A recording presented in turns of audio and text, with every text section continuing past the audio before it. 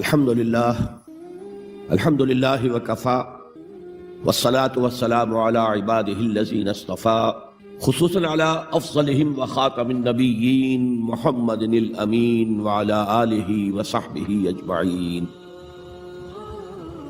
اما بعد فقد قال اللہ تبارک وتعالی کما ورد فی سورة الاعراف: اعوذ باللہ من الشیطان الرجیم بسم اللہ الرحمن الرحیم. فالذین آمنوا وعزروه ونصروه واتبعوا النور الذي انزل معه اولئک هم المفلحون. وقال عز وجل كما ورد في سورة آل عمران: قل ان كنتم تحبون الله فاتبعوني يحببكم الله ويغفر لكم ذنوبكم والله غفور رحيم. قل اطیعوا اللہ ورسول فإن تولوا فإن اللہ لا يحب الكافرین.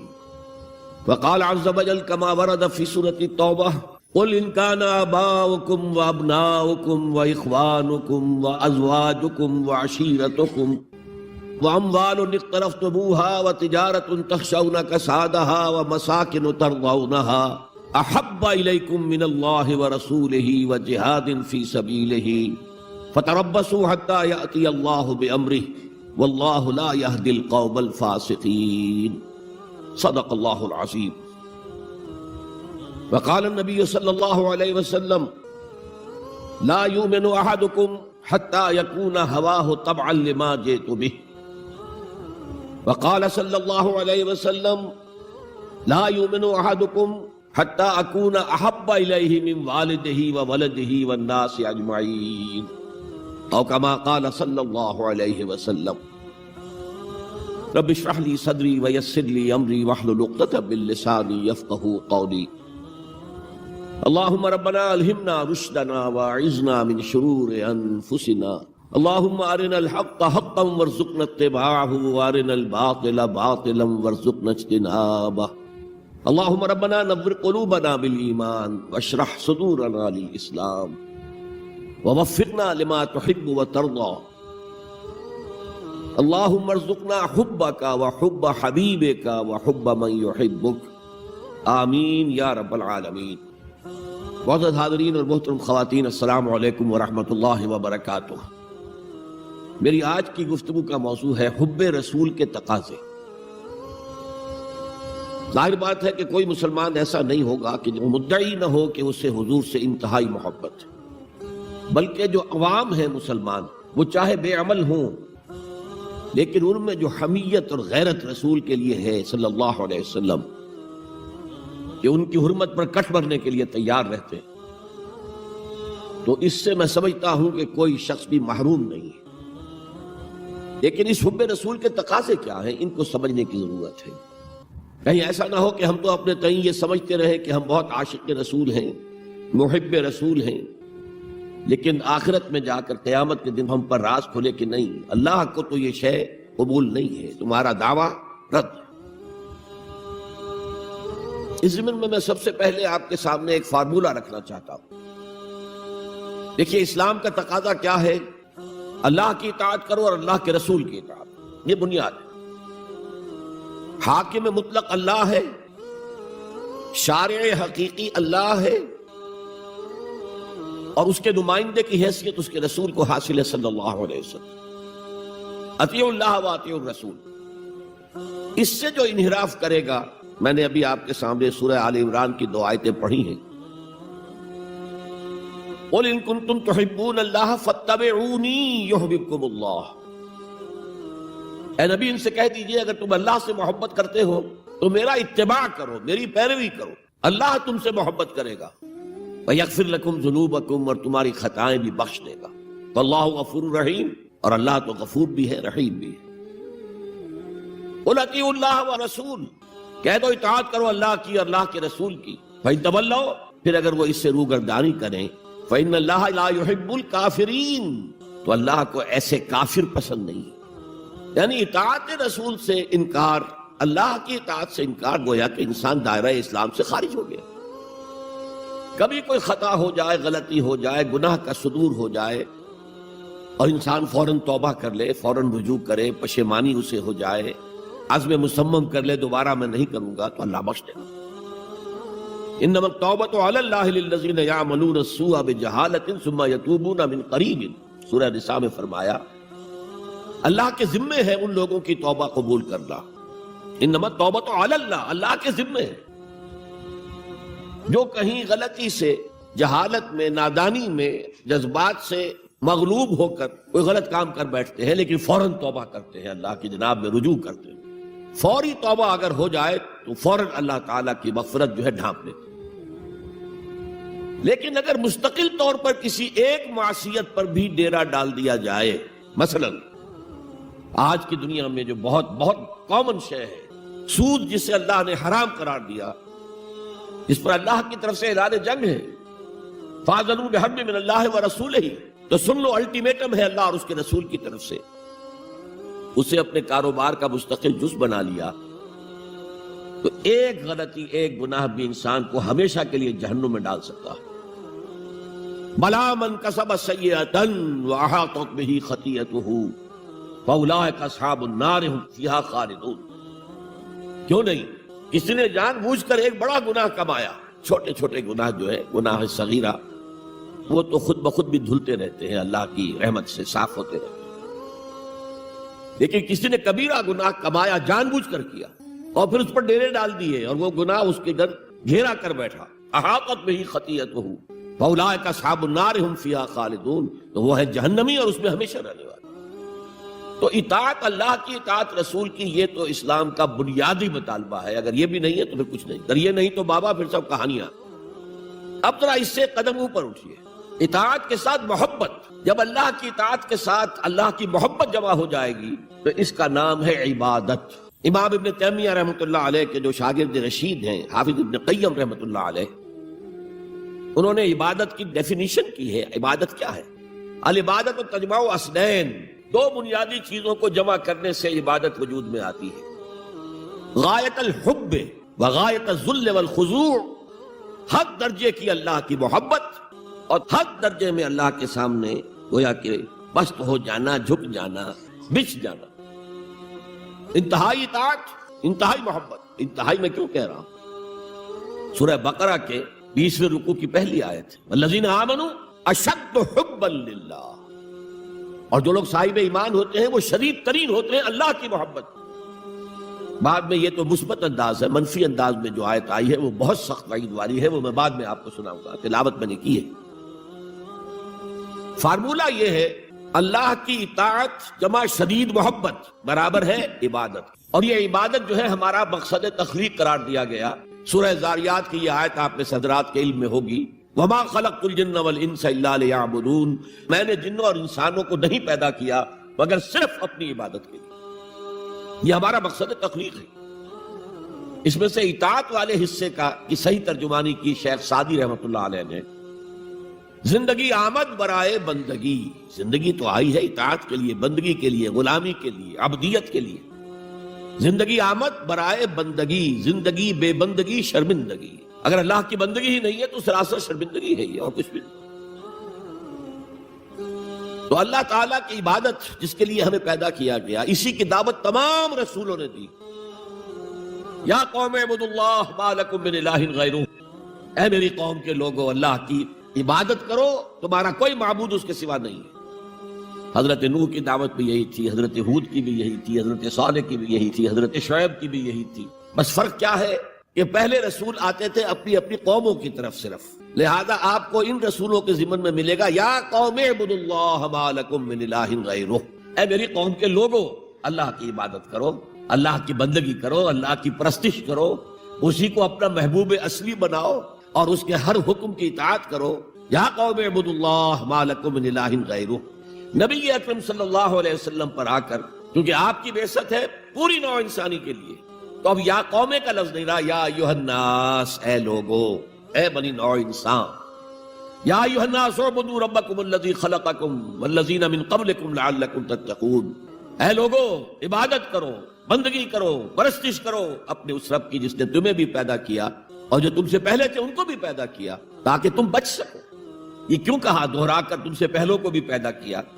اس لیے کہ اکثر و بیشتر گمراہ لوگ، مشرکین کیا کہتے تھے؟ اپنے رسولوں سے کہ ہم تو بس جی اپنے آباء و اجداد کے راستے پر چلیں گے، ما وجدنا علیہ آباءنا، جس طریقے پر، جس طرز عمل پر ہم نے اپنے آباء و اجداد کو پایا ہے، ہم نے اسی پر چلنا ہے۔ تو واضح کر دیا تم بھی مخلوق ہو، وہ بھی مخلوق تھے، تم بھی انسان ہو، وہ بھی انسان تھے، تم سے بھی غلطی ہو سکتی ہے، ان سے بھی ہو سکتی تھی۔ لہذا یہ اصول نہیں ہے کہ جو بھی آباء و اجداد کی ریتیں ہیں، رسمیں ہیں، طریقے ہیں اور جو ان کے عقیدے ہیں انہی کو آپ لے کر چلیں، بلکہ آپ تو تلاش کریں صحیح عقیدہ کیا ہے، صحیح زندگی گزارنے کا طریقہ کیا ہے، اس کو اختیار کریں۔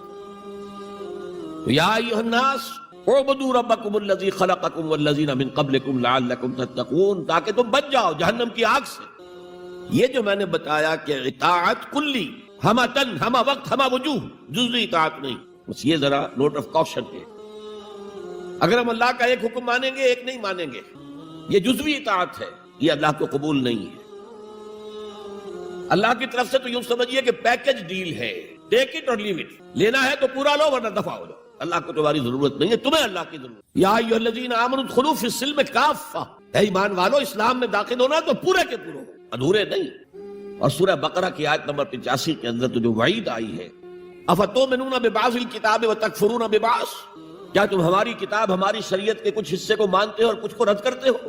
فما جزاء من یفعل ذلک منکم، تو جو کوئی بھی تم میں سے یہ روش اختیار کریں گے ان کی کوئی سزا اس کے سوا نہیں ہے، کان کھول کر سنیے، ان کی کوئی سزا اس کے سوا نہیں ہے کہ دنیا میں ذلیل و خوار کر دیے جائیں اور قیامت کے دن یردون الی اشد العذاب، شدید ترین عذاب میں جھونک دیے جائیں۔ وما اللہ بغافل عما تعملون، اللہ غافل نہیں ہے، بے خبر نہیں ہے، لا علم نہیں ہے اس سے کہ جو تم کر رہے ہو۔ تم اپنی داڑھیوں کے طول سے اللہ کو دھوکہ نہیں دے سکتے، تم اپنے پاجاموں کو ٹخنوں سے اوپر رکھے اللہ کو دھوکہ نہیں دے سکتے کہ تم بہت متبع رسول ہو، تم اپنے عمروں اور حجوں سے اللہ کو دھوکہ نہیں دے سکتے، اللہ کو معلوم ہے کہ حرام کی کمائی سے حج کیا جائے، حرام کی کمائی سے عمرہ کیا جائے۔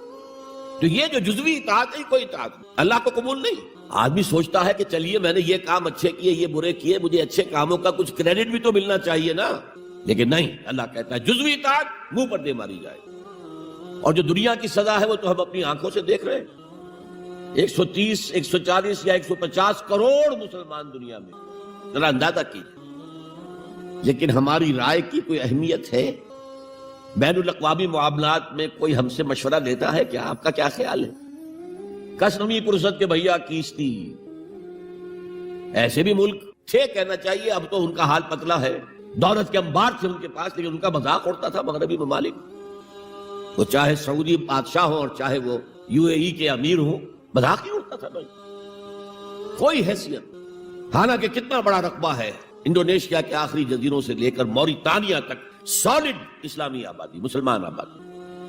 آپ کہیں گے کہ یہ بھارت جو ہے اس میں تو اکثریت تو نہیں ہے، لیکن 15 کروڑ یا 18 کروڑ تو آدمی یہاں موجود ہیں، لیکن کوئی عزت، کوئی حیثیت دنیاوی بین الاقوامی سطح پر۔ بہرحال یہاں بھی ہیں لوگ، کھاتے پیتے لوگ ہیں، ان کی اپنی کچھ عزت ہے اپنے معاشرے کے اندر، لیکن بحیثیت امت، بحیثیت قوم کیا حیثیت ہماری؟ تو الا خزی فی الحیات الدنیا، وہ تو ہماری نگاہوں کے سامنے موجود ہے۔ اب قیامت کے دن کے بارے میں جو دھمکی اللہ نے دی ہے، وَيَوْمَ الْقِيَامَةِ يُرَدُّونَ إِلَىٰ أَشَدِّ الْعَذَابِ، قیامت کے دن شدید ترین عذاب میں جھونک دوں گا۔ اس پر اللہ سے معافی طلب کی جا سکتی ہے، دعا ہی کی جا سکتی ہے، اللہ ہم پر رحم فرمائیے۔ یہ میں نے آپ کے سامنے رکھا ہے فارمولہ، اللہ کی اطاعت جمع اللہ کی محبت، they go to make عبادت۔ یہی دو الفاظ آتے ہیں اللہ کے رسول کے لیے بھی صلی اللہ علیہ وسلم۔ اللہ کے رسول کی اطاعت یہ تو اسلام کا بنیادی تقاضا ہے، اطیعوا اللہ واطیعوا الرسول فإن تولوا فإن اللہ لا يحب الکافرین، اطاعت کرو اللہ کی، اطاعت کرو رسول کی۔ پھر اگر یہ منہ موڑ لیں تو اللہ کو ایسے کافر بالکل پسند نہیں، تو کفر کا فتویٰ ہو رہا۔ لیکن اللہ کے رسول کی اطاعت کے ساتھ محبت کو جمع کیجئے۔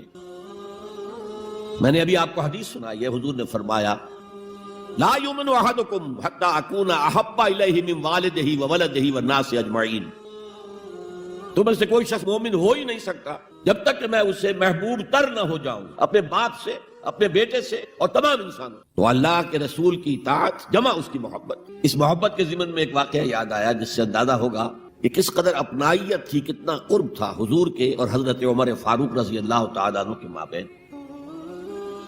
ایک مرتبہ حضور دریافت کرتے ہیں حضرت عمر سے، عمر تمہیں مجھ سے کتنی محبت ہے؟ اب آپ سوچئے ذرا سا بھی مغایرت کا باریک سا پردہ بھی اگر کہیں ہو تو کیا یہ سوال کیا جا سکتا ہے؟ تو انتہائی قریبی شخص سے ہی کیا جائے گا تمہیں مجھ سے کتنی محبت ہے؟ عرض کیا آپ مجھے دنیا کے ہر انسان سے بڑھ کر عزیز ہیں۔ فرمایا اور اپنی جان سے؟ اب ذرا سا توقف کیا حضرت عمر نے، الان ہاں اب میں یہ بھی کہتا ہوں کہ آپ مجھے میری جان سے زیادہ عزیز ہیں۔ تو حضور نے فرمایا اب آئے ہو مقام مطلوب پر۔ تو رسول کی اطاعت جمع محبت، اس کا نام ہے اتباع، پیروی کرنا۔ فرق کیا ہے؟ اطاعت کی جاتی ہے حکم کی، اور پیروی کی جاتی کسی کے نقش قدم کی، چاہے اس نے حکم دیا ہو چاہے نہ دیا ہو، جو وہ کرتا ہو کرنا، یہ ہے اتباع۔ یہ اطاعت سے بہت بلند شے ہو گئی۔ مثال کے طور پر یہ چھوٹی چھوٹی مثالیں، اصل اتباع کیا ہے وہ میں بعد میں عرض کروں گا۔ کوئی ایک صحابی بدو باہر سے آئے، ایک ہی دفعہ حضور کو دیکھا، حضور اس وقت اس حالت میں تھے کہ آپ کے بٹن جو ہے کھلے ہوئے تھے گریبان، انہوں نے پھر ساری عمر اپنے گریبان کے بٹن نہیں لگائے۔ میں نے اللہ کے رسول کو اس حال میں دیکھا ہے، میں تو ان کی پیروی کروں گا، حضور نے کوئی حکم تو نہیں دیا تھا۔ تو یہ جو محبت، شدید محبت کے تحت جو بات آئے گی اس کا نام اتباع ہے، اور اس اتباع کا مقام کیا ہے وہ آیت میں سنا چکا ہوں آپ کو۔ قل ان کنتم تحبون اللہ فاتبعونی یحببکم اللہ۔ اے نبی ان سے کہہ دیجئے اگر تم اللہ سے محبت کرتے ہو تو میرا اتباع کرو، میرے نقش قدم پر چلو، میری پیروی کرو، اللہ تم سے محبت کرے گا، تم اللہ کے محب نہیں محبوب بن جاؤ۔ اور اگر کہیں کوئی لغزش ہو گئی، کوئی خطا ہو گئی، کہیں جذبات کی رو میں بہہ کر کوئی گناہ کر بیٹھے تو اللہ معاف فرما دے گا، اللہ بڑا غفور ہے، اللہ بڑا رحیم۔ مطلب یہ کہ راستہ تم نے یہ طے کر لیا ہو کہ چلنا مجھے محمد کے پیچھے ہے صلی اللہ علیہ وسلم۔ اب چلتے چلتے کبھی پاؤں پھسل گیا، کہیں گر گئے، کوئی بات نہیں، اٹھو فوراً، توبہ کرو اور آگے بڑھو۔ تو خطا اگر ہو بھی جائے گی، کہیں لغزش ہو جائے، کہیں چلتے چلتے پاؤں پھسل جائے کیچڑ میں، یا کوئی کیلے کا چھلکا آ گیا پاؤں تلے، گر گئے، کوئی حرج نہیں، اٹھو دوبارہ، لیکن نقش قدم جو ہے محمد کا صلی اللہ علیہ وسلم اس پر چلنا۔ یہ اس اتباع کا ذکر آیا ہے سورہ اعراف کی ان آیات میں۔ آپ کو معلوم ہے کہ حضرت موسیٰ علیہ السلام کو جب تورات پر طلب کیا گیا تو کوہ طور پر تورات دینے کے لیے، تو پہلے 30 دن کے لیے بلایا تھا، پھر 10 دن کا اور اضافہ کر دیا گیا، 40 دن ہو گئے۔ فَتَمَّتْ مِيقَاتُ رَبِّكَ 40 لَيْلَةً۔ اس اثنا میں پیچھے فتنے میں مبتلا ہو گئے بنی اسرائیل۔ سامری اس نے ایک ڈھونگ رچایا اور ایک بچڑا جو ہے وہ سونے چاندی کا بنایا ہوا بچڑا ڈھال کر کھڑا کر دیا، اس میں سے کچھ تھوڑی سی آواز بھی نکلتی تھی، کوئی ایسی ہے کہ ہوا گزرتی تھی تو آواز سے آتی تھی۔ کہا یہ ہے تمہارا الہ۔ یہ تو موسیٰ تو بھول گیا کہاں گیا ہے، کوہ طور کے اوپر کس خدا سے ملنے گیا ہے، خدا تو یہ ہے۔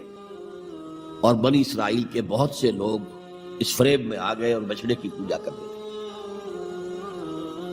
اب جب حضرت موسیٰ آئے، اور آپ کو معلوم ہے حضرت موسیٰ کا مزاج جلالی تھا، وہ پتھر کی تختیاں لے کر آئے تھے کہ جن پر کوہ طور پر اللہ تعالیٰ نے اپنے احکام عشرہ جو ہیں، 10 کمانڈمنٹس مشہور، وہ کندہ کر کے آپ کو دیے تھے، وہ ہاتھ میں لے کر آئے۔ یہاں معلوم ہوا یہ صورت پیش آ گئی ہے۔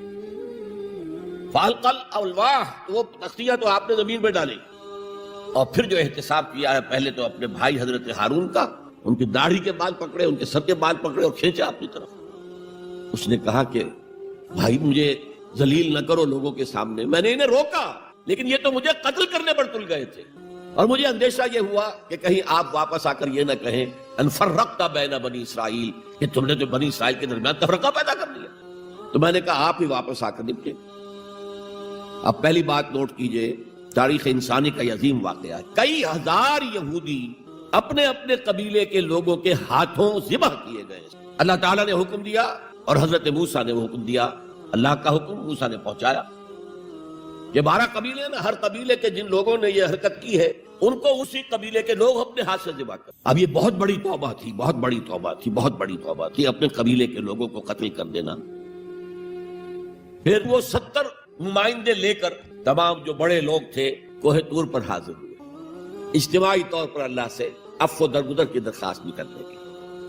وہاں اللہ نے زبردست زلزلہ بھیج دیا، محسوس ہوا اب سب ہلاک ہو جائیں گے۔ حضرت موسیٰ نے کہا پروردگار تو چاہتا تو مجھے اور اس قوم کو پہلے ہی ہلاک کر دیتا، تو ہمیں نکال کر لایا ہے آل فرعون کے پنجوں سے، تو نے ہمیں نجات دی ہے، تو پروردگار ہمارے لیے اپنی رحمت طے کر دے، لکھ دے، فاکتب لنا، ہمارے لیے طے کر دے، لکھ دے اپنی رحمت۔ اس پر فرمایا اللہ نے، دیکھو موسیٰ، میری ایک رحمت تو عام ہے، وسعت کل شیء، رحمتی وسعت کل شیء، ہر شے کے ساتھ، اور ایک میری خاص رحمت ہے، وہ میں لکھ دوں گا، طے کر کے رکھ دوں گا، للذین یتبعون الرسول النبی الامی، ان لوگوں کے لیے جو میرے رسول نبی امی پر ایمان لائیں گے اور ان کا اتباع کریں گے۔ یہاں بھی لفظ اتباع آیا، اور اس میں پھر حضور صلی اللہ علیہ وسلم کی کچھ شان بیان ہوئی ہے، بات لمبی ہو جائے گی، اور پھر فرمایا یہ گویا کہ اتباع کی تفسیر آ رہی ہے۔ اتباع کا مطلب کیا ہے؟ فالذین آمنوا بہ وعزروہ ونصروہ واتبعوا النور الذی انزل معہ اولئک ھم المفلحون، تو جو لوگ ان پر ایمان لائیں گے اور جو ان کی تعظیم کریں گے اور جو ان کی نصرت کریں گے، مدد کریں گے، اور جو اس نور کی پیروی کریں گے جو ان کے ساتھ نازل کیا جائے گا، تو وہی ہوں گے مفلحون، وہ ہوں گے کامیاب ہونے والے، فلاح یافتہ لوگ وہ ہوں گے جو یہ چار رشتے ہمارے اس رسول نبی امی کے ساتھ پختگی کے ساتھ قائم کر لیں۔ یہ چار رشتے کیا ہیں؟ اتباع رسول کا تقاضا اول تو ان چار الفاظ کے حوالے سے سمجھیے، پھر ذرا ایک دوسرے انداز میں بھی بیان کروں گا۔ والذین آمنوا بہ، پہلا قدم ایمان، لیکن ایمان کے سمجھ لیجئے اچھی طرح دو درجے ہیں۔ آپ میں سے بہت سے حضرات کو مجھے توقع ہے ایمان مجمل، ایمان مفصل یاد ہوں گے۔ ایمان مجمل کیا ہے؟ آمنت باللہ کما ہوا باسمائہ وصفاتہ وقبلت جمیع احکامہ اقرار باللسان وتصدیق بالقلب۔ پہلا درجہ ہے اقرار باللسان، اشہد ان لا الہ الا اللہ واشہد ان محمد رسول اللہ۔ کوئی ہو، ہندو ہو، سکھ ہو، پارسی ہو، عیسائی ہو، یہودی ہو، یہ کلمہ پڑھے اور وہ مسلمان ہو گیا۔ اقرار باللسان پر ہمارا دنیا میں مسلمان سمجھا جانا موقوف ہے، لیکن اصل ایمان یہ نہیں ہے۔ اصل ایمان ہے تصدیق بالقلب، دل میں یقین۔ جب تک دل کا یقین نہ ہو ایمان نہیں ہے۔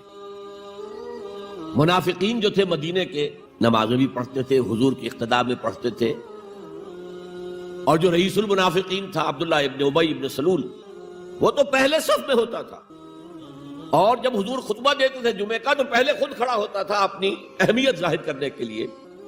دیکھو لوگو، یہ اللہ کے رسول ہیں، ان کی بات پوری توجہ سے سنو۔ یہ صرف اپنی چودراہٹ کے اظہار کے لیے کہ میں بڑی شے ہوں، اس لیے کہ وہ خزرج کا بڑا سردار تھا۔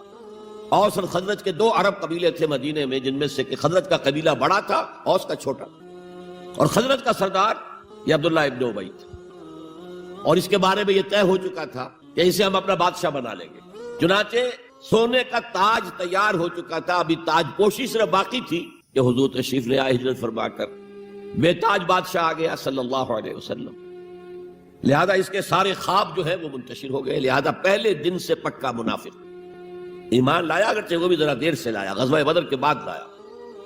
پہلے اس نے سوچا تھا ابھی تیل دیکھو، تیل کی دھار دیکھو، وہ تیل کی دھار جو نظر آئی غزوہ بدر میں کہ 313 نے 1000 کو شکست دی ہے، اور یہ نہتے تھے، تلواریں بھی سب کے پاس نہیں تھیں، کچھ لوگوں کے پاس تلواریں تھیں، اور وہ 1000 کیل کانٹے سے لیس ہو کر مکے سے آئے تھے۔ 70 بڑے بڑے سردار ان کے مارے گئے، عین میدان میں کھیت رہے، اور 70 جو ہے ان کے قیدی بن گئے۔ تب اس نے کہا کہ ٹھیک ہے، اب تو ایمان لے آنا چاہیے، کیونکہ یہ تو معلوم ہوتا بڑی طاقت ہے۔ بہرحال سب سے پہلے میں کہہ رہا تھا کہ ایمان، لیکن ایمان دل سے۔ قرآن مجید نے کیا کہا ان منافقین کے بارے میں؟ اذا جاءک المنافقون قالوا نشهد انک لرسول اللہ، سورہ منافقون ہے کہ نہیں 28ویں پارے میں؟ اے نبی، جب آپ کے پاس منافق آتے ہیں کہتے ہیں ہم گواہ ہیں، ہم گواہی دیتے ہیں کہ آپ اللہ کے رسول ہیں، اور اس پر اللہ کا تبصرہ دیکھیے، واللہ یعلم انک لرسولہ، اور اللہ خوب جانتا ہے کہ آپ ان کے رسول ہیں اس کے۔ اب میں ذرا ترجمہ کیا کرتا ہوں، اللہ سے بڑھ کر کس کو معلوم ہے کہ آپ اللہ کے رسول ہیں؟ لیکن واللہ یشہد ان المنافقین لکاذبون، اللہ گواہی دیتا ہے یہ منافق جھوٹے۔ مسلمان تو وہ تھے، کلمہ گو تھے، حضور کی امامت میں نمازیں پڑھ رہے تھے، لیکن منافق تھے، اللہ نے منافق قرار دیا۔ دل ایمان سے خالی تھے، بلکہ ہوتے ہوتے دلوں کے اندر حضور سے عداوت پیدا ہو گئی تھی، اہل ایمان سے عداوت پیدا ہو گئی۔ اسی سورہ مبارکہ میں آگے چل کر آتا ہے ہم العدو فاحذرہم، اصل دشمن یہ ہے، یہ مارے آستین ہیں۔ جو کافر ہیں وہ تو باہر سے حملہ کرتے ہیں، پتہ چلتا ہے، سامنے سے آ کر لاٹھی مار رہا ہے کوئی آپ کو، یہ تو آپ کے آستین کے اندر بیٹھے ہوئے ہیں مسلمان بن کر، اور یہ وہاں سے ڈنک ماریں گے، مارے آستین۔ بہرحال اب ہم میں سے ہر ایک کو جائزہ لینا ہوگا، اپنے گریبان میں جھانکیں، اپنے دل کی گہرائیوں کو ٹٹولیں، یقین والا ایمان ہے ہمارے پاس یا نہیں۔ یہ یقین والے ایمان کا میں اگر آپ کو انگریزی میں ترجمہ کر کے بتاؤں تو شاید آپ زیادہ بہتر سمجھیں۔ پرسنل کنوکشن اس ریشیل کریڈ۔ ہم ایک نسل ہیں، اپنے والدین سے ہم نے کچھ چیزیں سیکھی ہیں، والدین اس میں بلیو کرتے تھے، اللہ، رسول، قرآن، کتاب، جنت، دوزخ، قیامت، ہم بھی مانتے ہیں بس۔ اس ریشیل کریڈ، یہ تو ایک نسلی عقیدہ ہے۔ اصل شے جو ضروری ہے پرسنل کنوکشن، اپنا یقین، ذاتی یقین۔ تو سب سے پہلے تو اللہ کے رسول صلی اللہ علیہ وسلم کی رسالت پر یقین۔ اور میں نے آپ کو حدیث سنائی تھی ابھی، لا یؤمن احدکم حتی یکون ہواہ تبعا لما جئت بہ، تم میں سے کوئی شخص مومن نہیں ہو سکتا جب تک اس کی خواہش نفس تابع نہ ہو جائے اس ہدایت کے، اس قرآن کے، اس شریعت کے، ان احکام کے جو میں لے کر آیا ہوں۔ اگر خواہش نفس اوپر ہے اور اللہ کا حکم نیچے ہے تو مومن کہاں سے ہوئے تم؟ اللہ کے حکم سے نماز تو پڑھتے ہو، روزہ رکھتے ہو، سودی کاروبار کرتے ہو، اور اللہ کے حکم کو پاؤں تلے رگڑتے ہو۔ یہ کیا اسلام ہے؟ یہ تو وہی ہے، افتؤمنون ببعض الکتاب وتکفرون ببعض فما جزاء من يفعل ذلك منكم الا خزي في الحياة الدنيا ويوم القيامة يردون الى اشد العذاب۔ تو سب سے پہلا جو جائزہ ہمیں لینا ہے کہ محمد کی رسالت پر صلی اللہ علیہ وسلم ہمیں یقین ہے۔ یقین، تصدیق تو ہم کرتے ہیں، زبان سے کہتے ہیں، لیکن یقین، جس یقین کا نتیجہ یہ نکلے کہ پھر نفس کے سارے تقاضے نیچے ہو جائیں اور حضور کی لائی ہوئی ہدایت، حضور کی لائی ہوئی شریعت بالا تر ہو جائے۔ نمبر 2 فرمایا وَعَزَّرُوهُ، ان کی تعظیم کریں۔ آپ کی جناب میں کوئی گستاخی ہو جائے، ایمان کے لالے پڑ جائیں گے اور آخرت برباد ہو جائے گی۔ اس تعظیم میں کیا کیا چیزیں شامل ہیں؟ دیکھیے سورہ حجرات میں ابتدائی حصے میں تفصیل سے کہا گیا، یا ایھا الذین آمنوا لا ترفعوا اصواتکم فوق صوت النبی ولا تجہروا لہ بالقول کجہر بعضکم لبعض ان تحبط اعمالکم وانتم لا تشعرون۔ اے ایمان کے دعوے دارو، کبھی اپنی آواز کو رسول کی آواز سے بلند تر نہ کر دینا، مبادا تمہارے سارے اعمال حبط ہو جائیں اور تمہیں پتہ بھی نہ چلے۔ میں نے کوئی گناہ کبیرہ تو نہیں کیا ہے، میں نے کوئی کفر تو نہیں کیا ہے، بس یہی ہوا نا کہ حضور کی آواز کے مقابلے میں اپنی آواز کو اونچا کر دیا۔ لا ترفعوا اصواتکم فوق صوت النبی ولا تجہروا لہ بالقول کجہر بعضکم لبعض، بلند آواز سے جیسے آپس میں باتیں کر لیتے ہو ایسے کبھی بات نہ کر بیٹھنا۔ ان تحبط اعمالکم، کہ تمہارے سارے اعمال حبط ہو جائیں، اکارت چلے جائیں، ختم ہو جائیں، وانتم لا تعلمون، تمہیں احساس بھی نہ ہو کہ ساری پونجی لٹ گئی۔ اس آیت کا ہم پر اطلاق کیسے ہوگا؟ کبھی سوچا آپ نے؟ صحابہ کرام تو یقیناً اس کے مخاطب اول تھے، ہم پر کیسے اطلاق؟ اگر ہماری گفتگو ہو رہی ہو، بحث ہو رہی ہو، میں کچھ کہہ رہا ہوں، آپ کچھ کہہ رہے ہیں، لیکن کوئی کہہ دے حضور نے یوں فرمایا ہے، فوراً چپ ہو جاؤ۔ اب اگر کہا نہیں میرا خیال یہ ہے، اب گویا کہ یہ حضور کی آواز سے آپ نے اپنی آواز اونچی کر، اپنا فکر، اپنا فلسفہ، اپنا فہم، اپنی سوچ، اپنی عقل۔ ہاں بعد میں تحقیق کر لو، یہ جو کہا تھا کہ حضور نے فرمایا، فرمایا بھی ہے کہ نہیں ہے، حدیث صحیح ہے کہ نہیں ہے، مستند ہے کہ نہیں ہے، لیکن اس وقت آواز بند کر لینا لازم ہوگا کہ اس کے بعد اقول نہیں کہہ سکتا میں یہ کہتا ہوں۔ اس کا تو مطلب یہ کہ آپ بد مقابل بن کر رسول کے آ رہے ہیں۔ لا ترفعوا اصواتکم فوق صوت النبی ولا تجہروا لہ بالقول کجہر بعضکم لبعض ان تحبط اعمالکم وانتم لا تشعرون۔ صحابہ کے بارے میں آپ نے سنا ہوگا کہ حضور کی محفل میں ایسے بیٹھے ہوتے تھے ساکت و صامت، جیسے کہ ان کے سروں پر پرندے بیٹھے ہوئے ہیں اور انہیں اندیشہ ہے کہ ذرا سا بھی ہلیں گے تو پرندہ اڑ جائے گا۔ اس قدر ادب حضور صحابہ سے سوال کرتے تھے، اور یہ آپ کا طریقہ تھا تعلیم کا کہ پہلے ایک سوال سامنے لایا جائے تاکہ ان کا ذہن کھلے، سوچیں خود بھی۔ یہ تعلیم کا بہترین طریقہ ہے۔ اس کے بعد ہوتا کیا تھا؟ جواب نہیں دیتے تھے، اللہ و رسولہ عالم، اللہ اور اس کا رسول بہتر جانتے۔ پھر اگر دوبارہ آپ پوچھتے تھے تو جو بھی سمجھ میں آتا تھا کہتے تھے۔ مجھے یاد آ رہی ہے ایک حدیث، اور اچھا ہے کہ وہ آپ سن لیں، اس لیے کہ عام شکایت یہ ہے کہ مذہبی لوگ معاملات میں اچھے نہیں ہوتے۔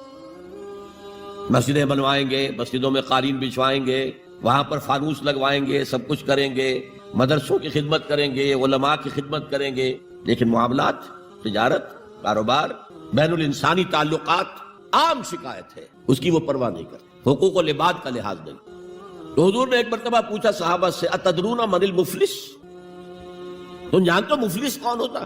صحابہ نے جواب دیا المفلس عندنا من لا درہم لہ ولا دینارا، حضور ہم اس شخص کو مفلس سمجھتے ہیں جس کے پاس درہم و دینار نہیں ہے۔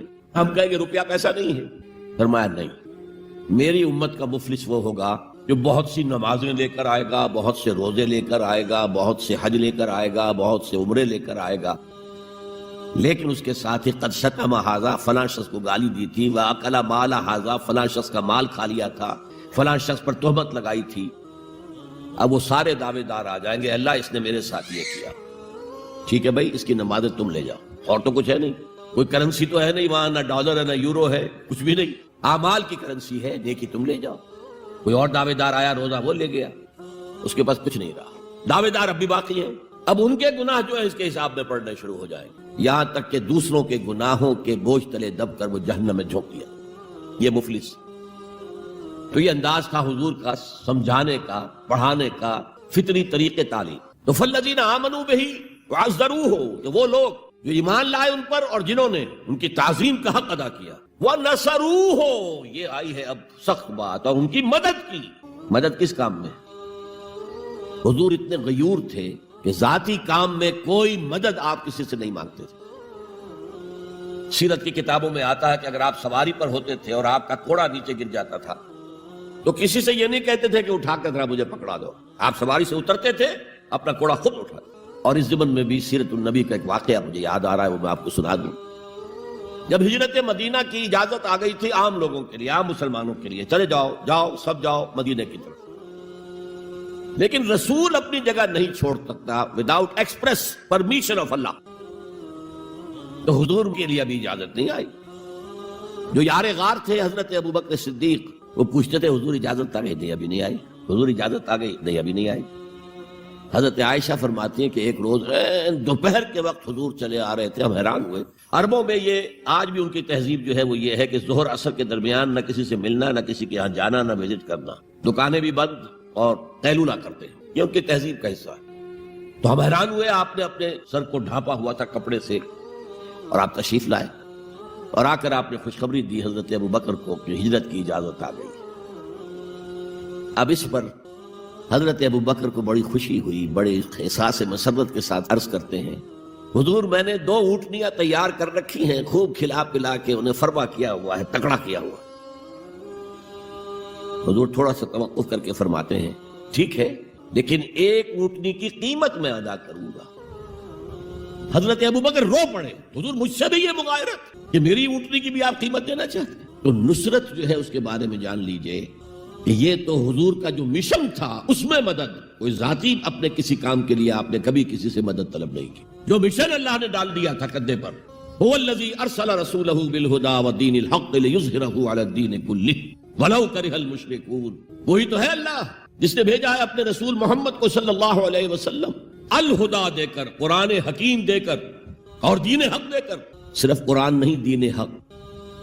جو عربی سے واقف ہیں کچھ لوگ وہ سوچتے ہوں گے جو واو آیا ہے درمیان میں، یہ واو تفسیری ہے، یہ واو عطف ہے۔ اگر یہ واو عطف ہے تو مغایرت ہو جائے گی، الہدا کچھ اور ہے، دین حق کچھ اور ہے، مغایرت لازم ہے معطوف اور معطوف علیہ کے اندر۔ وہ مغایرت کیا ہے؟ صرف قرآن پر کوئی نظام نہیں بن سکتا، نظام بنتا ہے جب قرآن پر سنت رسول کا اضافہ کیا جائے۔